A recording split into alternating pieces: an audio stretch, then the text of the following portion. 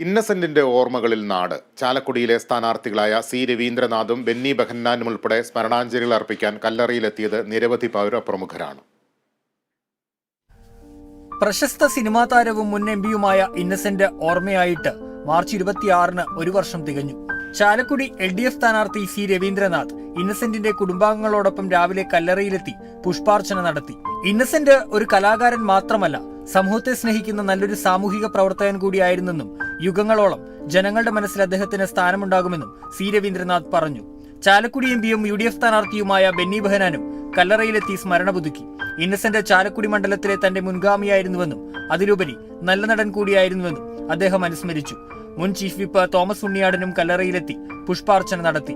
നിരവധി കഥാപാത്രങ്ങളെ അനശ്വരമാക്കിയ ഇന്നസെന്റ് കലാരംഗത്ത് മാത്രമല്ല മറ്റ് ഒട്ടനവധി മേഖലകളിലും ശോഭിച്ചിരുന്നതായും സാമൂഹ്യ സാംസ്കാരിക രംഗത്ത് അദ്ദേഹം നൽകിയ സംഭാവനകൾ വിലമതിക്കാനാവാത്തതാണെന്നും ഉണ്ണിയാടൻ പറഞ്ഞു.